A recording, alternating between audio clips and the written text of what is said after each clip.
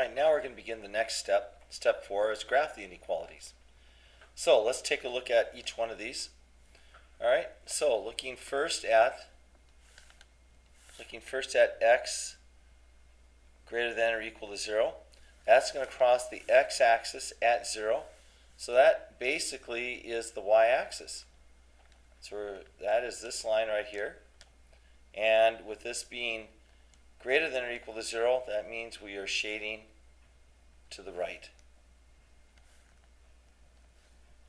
Coming from the other end, x is less than or equal to 15. That is going to be a vertical line crossing the x-axis at 15. And this one is shading to the left. So we're kind of boxed in here, going to the right and to the left. Now, here we have y greater than or equal to 0. So that's basically a line crossing the y-axis at 0, which just happens to be the x-axis. Okay, and that is greater than, so that is shading up. And then we have y less than or equal to 4. 1, 2, 3, 4. So that is a line right here crossing the y-axis. And that is shaded down. So basically right now, if we had to say, gee, what is the common shaded or feasible region of this, we would have a rectangle. Okay, but now we have this. We have our inequality x plus 2y is greater than or equal to 10. So here, if I let x be 0, set x equal to 0, and make this into an equation, 2y equals 10, that would be y equal to 5. And if I let y be 0, and so this causes this term to drop out, I have x equal to 10. So I have 2 points, 0, 5, which is right here. And I have 10, 0, which is right here. And then I can go ahead and construct a line to those 2 points. And now I have to figure out which side to shade. Well, if we use 0, 0 as our test point, and that's what I highly recommend that we do, let's take now and this equation, x plus 2y greater than or equal to 10, and substitute 0 in for x and 0 in for y, and find out if the statement is true. So I have 0 plus 0 greater than or equal to 10. 0 greater than or equal to 10. Is that true? I would say not true. Not true. So instead of shading this side, we are going to shade this side of this line.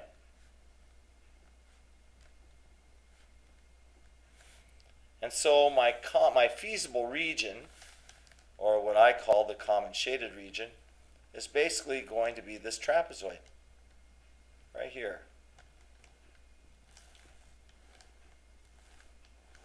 Okay, so that's going to be our, now what we have to do is we need to find out the ordered pairs of the vertices of this feasible region. So what we're looking at, what are the coordinates of these 4 points? We'll call this A, B, C, and D.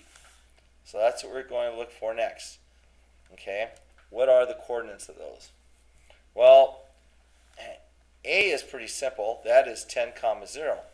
So A, the ordered pairs are 10, 0. B is going to be somewhat tougher to find. I'll show you how to do that in just a minute. C, the ordered pairs, this is going to be 15, 4. And point D is going to be 15, 0. Okay?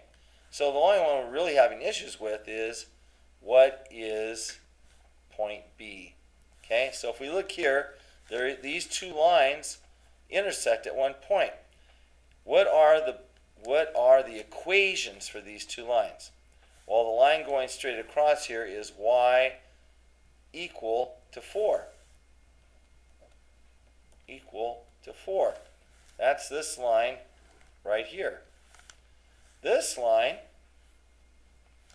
is coming down right here at an angle is x plus 2y equals 10.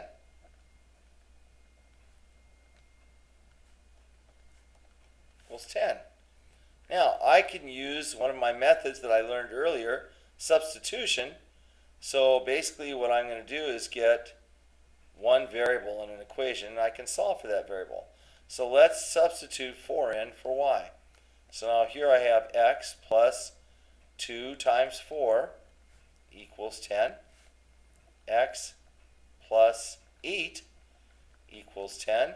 So we know, therefore, x has to be equal to 2. So the ordered pair for point B then is going to be 2, 4. 2, 4. Now, what we do next then is apply these points to the objective function. So we come back here and we look, what is our objective function? It is 4x plus 6y equals h.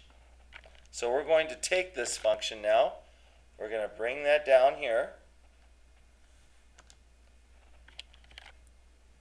We're going to bring that down here.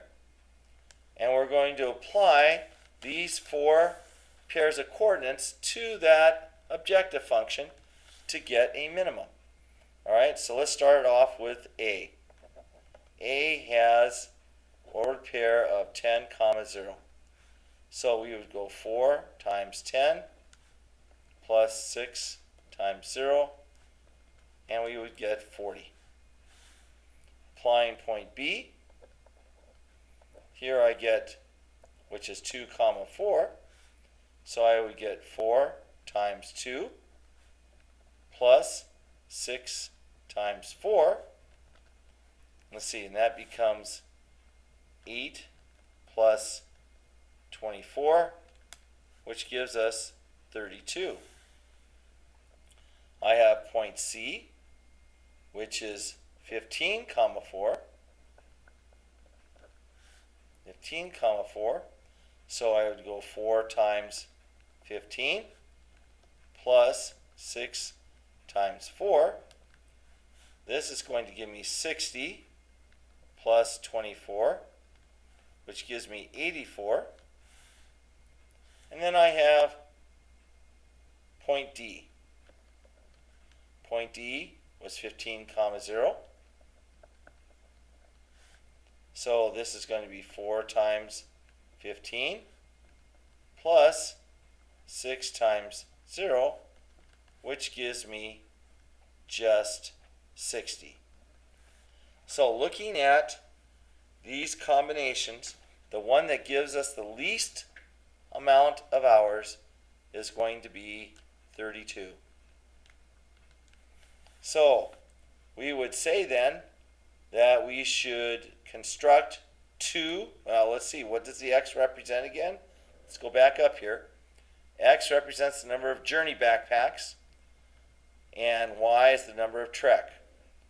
So based off of this analysis, we would say that to get the least number of hours and still meet the profit requirement, we should get 2 journey backpacks,